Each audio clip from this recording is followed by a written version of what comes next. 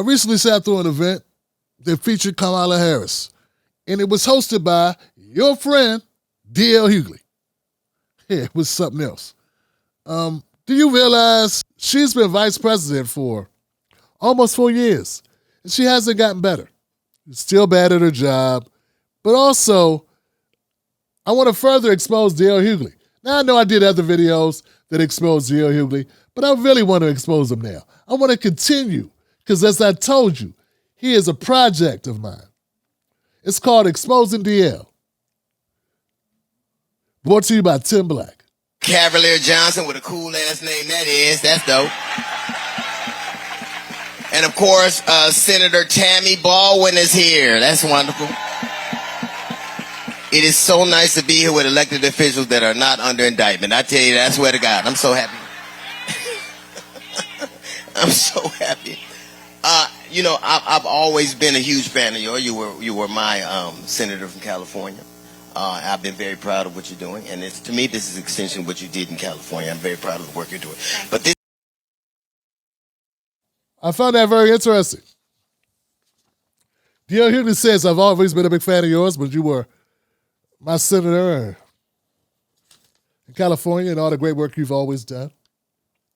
As he proceeds to kiss her ass, I started thinking about all the things that Kamala Harris has done while you were busy being her friend. So I started looking up some stuff. But I want everybody to pay attention to that, because DL loves to remind everyone, because he ain't at her house talking to her. They're not out on a date. This is for the people and cameras, obviously. And he's talking about how great she is. I just want to remind you of this moment. this is the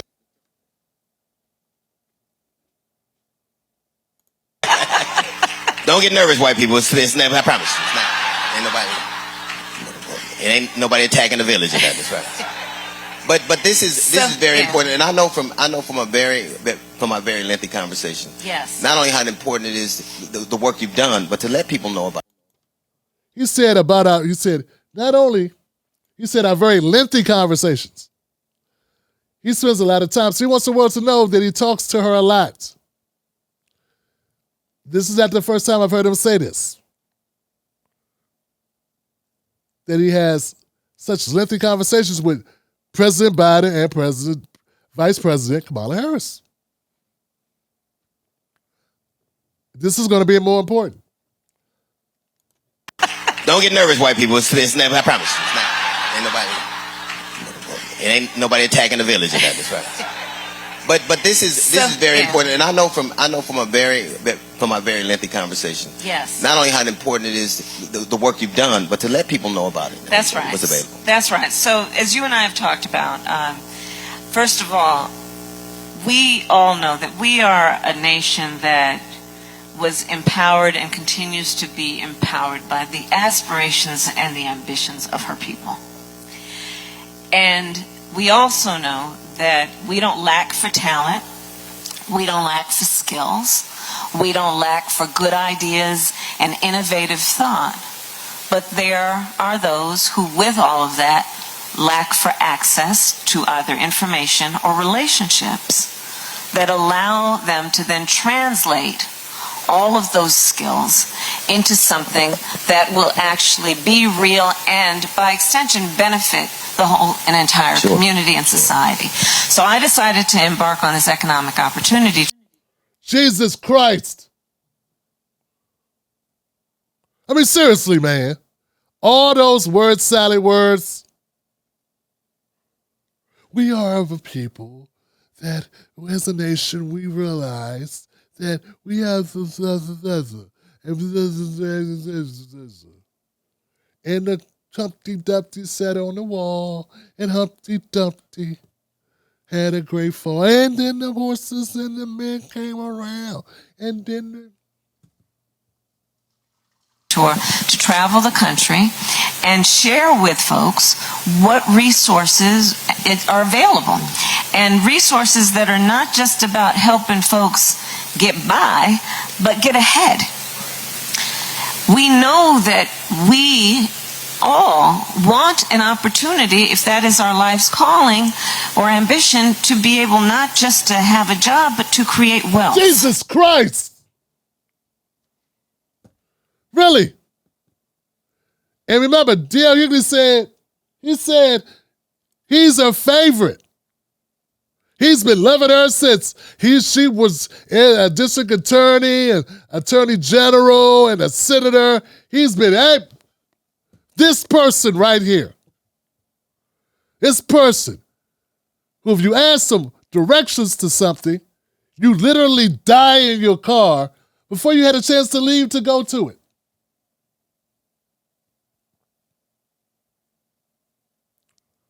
She never met a salad that she wouldn't talk her way in and out of.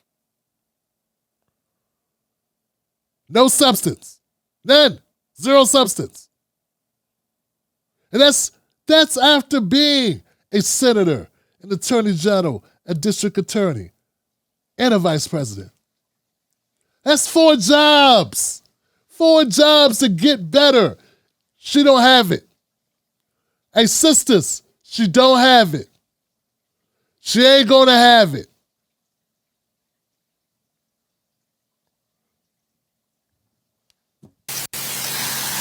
Intergenerational wealth, to contribute to the economy of the neighborhood, of the place where you live, and by extension, our country and the world. Right.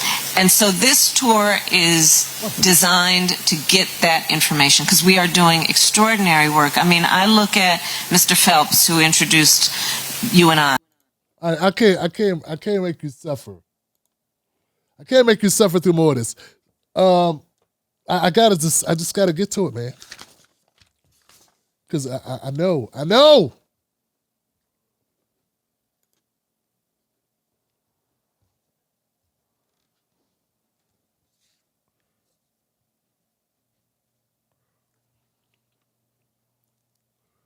Just keep reminding yourself that Kamala Harris is vice president of this country.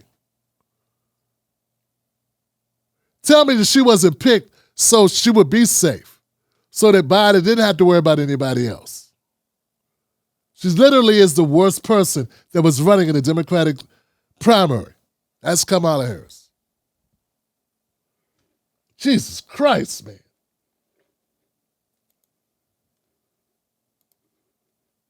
Takes work to be that bad. You don't get that bad on your own.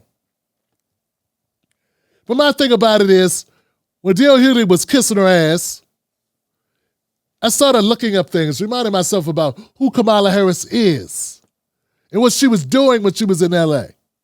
We know she hasn't really done shit as vice president. And people say, well, Tim Black, that's because she's a vice president. And I say, okay, fine. But she wasn't always vice president. She was a tough on crime approach when she ran to become a district attorney. She ran on a tough on crime agenda. She was running against, what was the guy's name? Terrence Hallinan. Now, Terrence Hallinan was no regular prosecutor. He was the most progressive prosecutor, some say, in the country. Some say he was too progressive. That's why Kamala ran. She ran to his right, not his left, to his right, to be tough on crime. This is why she called herself the top cop. She chose that term, not the critics. She did. And D.L. Hughley, ex-gangbanger, loved her for it.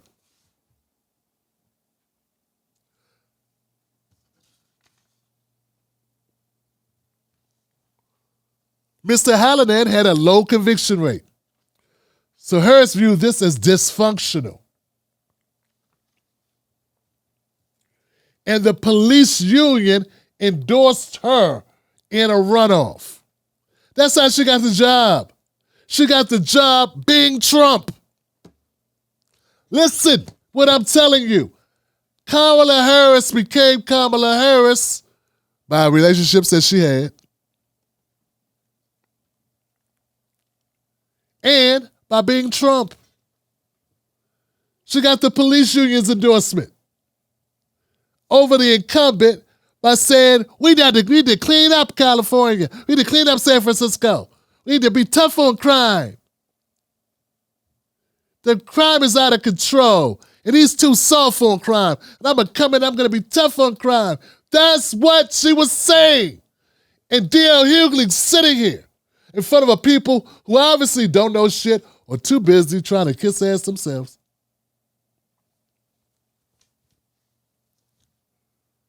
Maybe they just don't know Tim Black.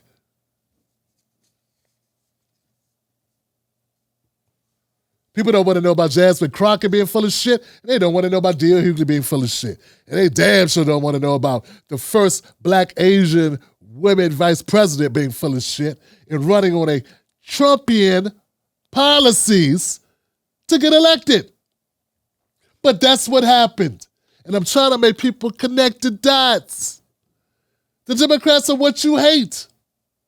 They are the same thing. It just matters. Like they say, when people are fighting and you walk in the room, be careful who you think the bad guy is. Because the bad guy depends on, who's the bad guy depends on when you walked into the room. That's all I'm saying. And I'm saying when Kamala Harris was running for office, she ran as a cop, a get tough on crime prosecutor. Okay? Okay. Now I know we want to pretend that ain't a big deal, but it's a big deal.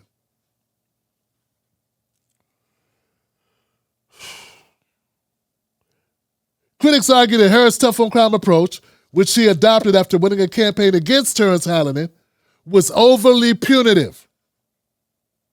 She didn't just run on it, she worked on it. That's how she operated. In office. Lack of transparency. Harris was criticized for failing to have policies and procedures in place to discover and produce exculpatory information, such as lab reports for convictions, evidence gone missing.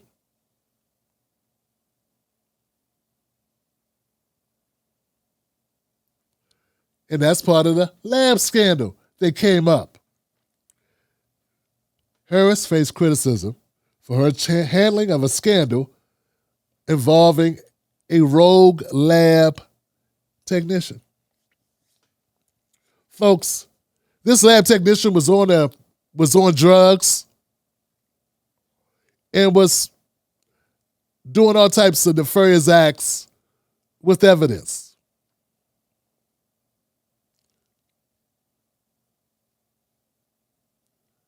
They don't know what was what. And they suppressed that information, and people got wrongfully convicted behind this technician's work. And it would look bad on Kamala's record if they started turning over cases due to this, so they covered it up instead. So instead of saying, hey, we got a bad technician, just give it a technician, they tried to keep it quiet because they didn't want the cases to be exposed, because that make her look bad, because she wanted to move up. You can't move up without convictions. That's what prosecutors do.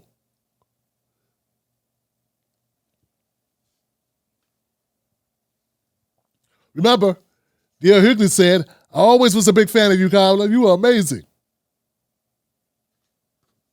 As Attorney General, overcrowded prisons. Harris did not do enough to address the issue of overcrowded prisons during her tenure. There are all types of articles written about this. Throw a rock, you'll hit one. Look up Kamala Harris, overcrowded prisons. You get a book report. Use of inmate labor. Remember, this is what D.L. Hughley said, I love her. She was great. When she was using inmate labor, which is still a problem in many states, by the way. See, inmates don't have the same constitutional protections that other workers have. That's why they do it. It's not just money. It's money, yeah, but it's also safety protocols. They're considered property, not people. Check Amendment 13. So you can work them as long as you want to work them. You don't have to pay them anything, really. And some of them die on the job. That's okay. This had one big scandal where there were hundreds of people buried behind a prison because they're not considered human beings anymore. Parents like, where's my son? Where's my son? He's been missing 3 months. Come to find out he's been buried behind a prison. Oops.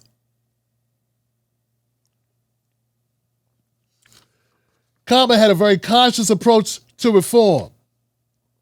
Cautious. That means she didn't want to reform. All this shit she talks about, I had a new way of policing and I was doing good things. Some critics argue that Harris was overly cautious and deliberate on some criminal justice reform issues. That's because she wasn't sure how it would play, and she's always been a careerist. A careerist without ability. Amazing.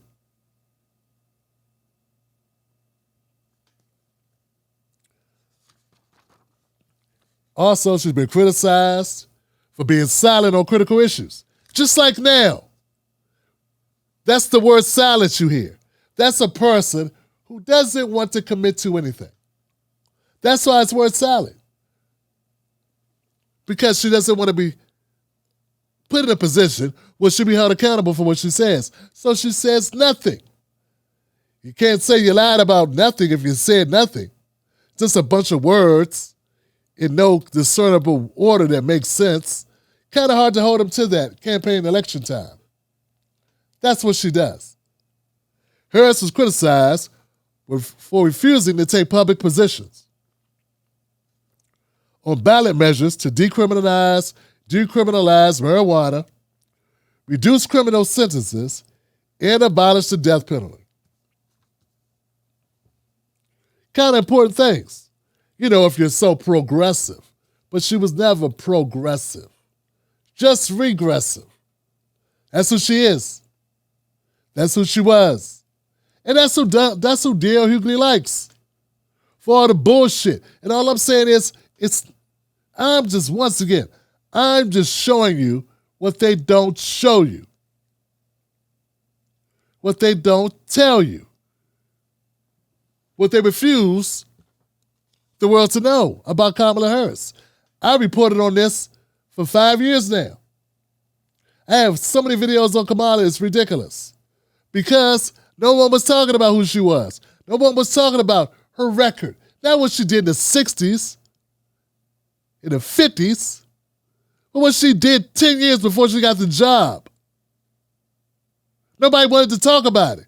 It was like a big secret because Joe Biden needed someone black who looked black to get elected. So no one cared. And all of them stood down. Roland stood down. The Black News Network stood down. Byron Allen, him and his crew stood down. They all stood down. Can we have any media that has any ethics at all, though? Can we have any media that sticks to their guns, that calls it right, that keeps it real? That calls out a charlatan like VP Harris and a lying ass like D.L. Hughley, who polishes her shoes every chance he gets in every forum, where you got a Jonathan Capehart running around denying and letting New York governors say black kids don't know what computers are. It's like we got a whole sea of liars and deniers. And I was under the impression that the world cared about this stuff. That the country didn't like it. But the more I'm beginning to feel the country does like it. That's why we got it. Like, I'm serious, guys. Like, some black folks, man, for real, I'm talking to you. I'm beginning to believe that most of us do like it. And maybe that's why we have it. It's not because we've been hoodwinked.